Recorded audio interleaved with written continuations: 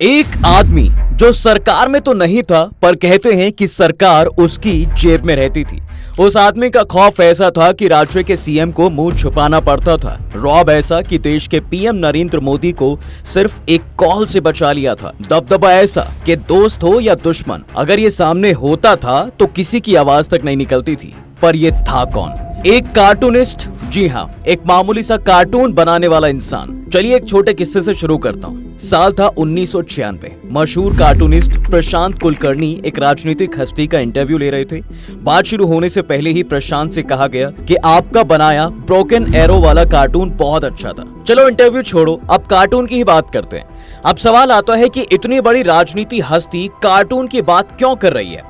दरअसल तारीफ करने वाला शख्स खुद भी एक कार्टूनिस्ट ही था और उनका नाम था बाला साहब ठाकरे। जी हाँ, आज की इस वीडियो में हम बाला साहब की ही बात करेंगे और दिखाऊंगा आपको उनके दबदबे के किस्से।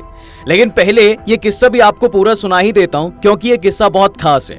दरअसल बाला साहब ने प्रशांत के जिस कार्टून की तारीफ की थी, उसका उस वक्त राजनीतिक तौर पर बहुत महत्व हुआ करता था। दरअसल पुणे के अलका थिएटर में रमेश किणी की बॉडी मिली थी और उस वक्त वो थिएटर में इंग्लिश फिल्म ब्रोकन एरो देख रहे थे। इस हादसे को लेकर बाला साहब ठाकरे के भतीजे राज ठाकरे पर उंगलियां उठ रही थी। वहीं प्रशांत ने अपने कार्टून में टूटे तीर की नोक से टपकता खून दिखाया था। उसके साथ लिखा था ब्रोकन एरो। खलबली मचाने वाला डरावना सिनेमा। शिवसेना का चुनाव चिन्ह भी तीर कमान ही है। साफ है कि प्रशांत के कार्टून का हमला सीधे तौर पर शिवसेना पर ही था।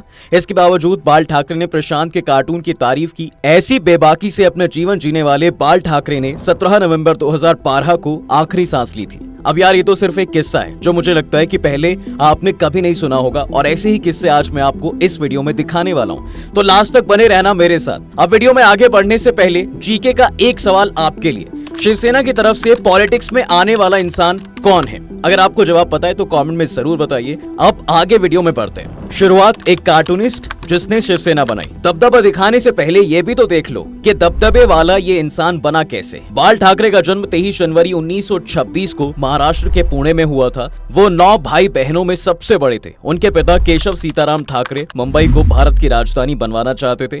बाला साहब ने अपने करियर की शुरुआत एक कार्टूनिस्ट के तौर पर ही की थी। 1950 में उन्होंने फ्री प्रेस जर्नल के मशहूर कार्टूनिस्ट आर.के. लक्ष्मण के साथ भी काम किया था। अपने कार्टून की वजह से बाला साहब देश ही नहीं बल्कि दुनिया भर में भी मशहूर हो गए थे। उनके कार्टून जापान के एक डेली न्यूज़पेपर द असाही शिंबुन और द न्यूयॉर्क टाइम्स के संडे एडिशन में छपा करते थे। इससे आप अंदाजा लगा सकते हैं कि अगर वो कार्टूनिस्ट के तौर पर ही काम करते तो कहां पहुंच सकते थे।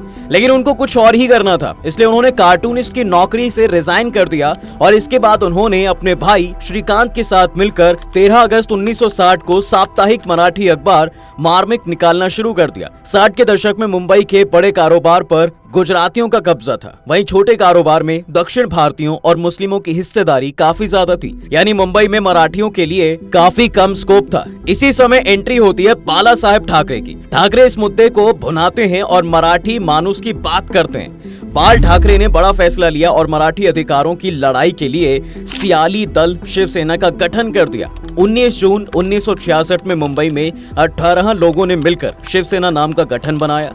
मुंबई में उस वक्त मराठियों की आबादी लगभग 43% थी, लेकिन बॉलीवुड से लेकर बिजनेस और नौकरियों में उनकी संख्या सबसे कम थी। उधर 14% आबादी वाले गुजरातियों का यहाँ बड़े बिजनेस के क्षेत्र में बोलबाला था। वहीं छोटा कारोबार और नौकरियों में 9% की आबादी वाले दक्षिण भारतीयों का दबदबा था।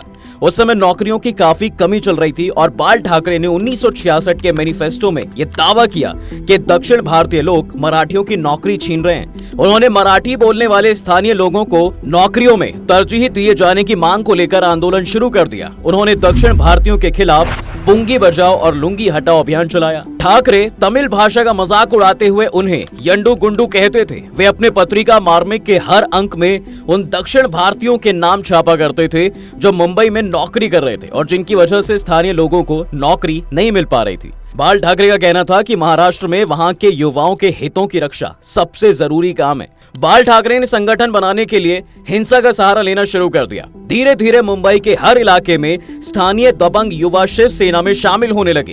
एक गॉडफादर की तरह बाल ठाकरे हर झगड़े सुलझाने लगे। धीरे धीरे मुंबई म्यूनिसिपल कॉर्पोरेशन के चुनाव में पार्टी का प्रदर्शन बेहतर हो रहा था, लेकिन पार्टी को बड़ी कामयाबी नहीं मिली थी। इसके बाद ठाकरे ने मराठी मानुस के साथ कट्टर हिंदुत्व की आइडियोलॉजी अपनाई। 80 और 90 के दशक में शिवसेना को इसका फायदा भी मिला। साल 1980 में महाराष्ट्र विधानसभा चुनाव होते हैं और इस चुनाव में शिवसेना ने एक सीट पर भी चुनाव नहीं लड़ा था।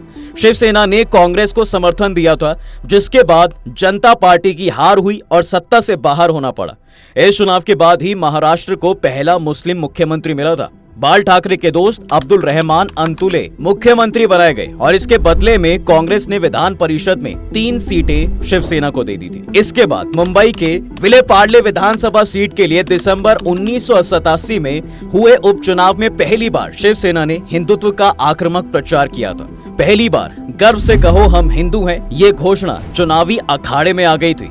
इस चुनाव में एक्टर मिथुन चक्रवर्ती और नाना पाटेकर ने शिवसेना के उम्मीदवार का प्रचार भी किया था। इस चुनाव में हिंदुत्व के नाम पर वोट मांगने के बाद चुनाव आयोग ने ठाकरे से 6 साल के लिए मतदान का अधिकार छीन लिया था। 2006 में शिवसेना के 40वें स्थापन दिवस पर बाल ठाकरे ने मुसलमानों को एंटी नेशनल बताया था। साथ ही आर्म्ड फोर्सेज में मुसलमानों के लिए आरक्षण के सोनिया गांधी के प्रस्ताव का विरोध भी किया था। उन्होंने षणमुखानंद हॉल में आयोजित एक समारोह में मुसलमानों को हरा जहर कहा था। बाल ठाकरे के इस भाषण के दौरान उद्धव ठाकरे के साथ पार्टी के कई सीनियर नेता भी मौजूद थे। बाल ठाकरे हमेशा सिंहासन नुमा कुर्सी पर बैठा करते थे। बताया जाता है कि शिवसेना की मजदूर इकाई भारतीय कामगार सेना ने यह सिंहासन उन्हें गिफ्ट में दिया था। खैर, अब जब कुर्सी पर आ ही गए हैं तो दबदबे वाले किस्से पर भी आ जाता हूँ। बाला साहेब के दबदबे के किस्से। देखिए, सरकार का रिमोट कंट्रोल हमेशा उन्होंने अपने हाथ में रखा।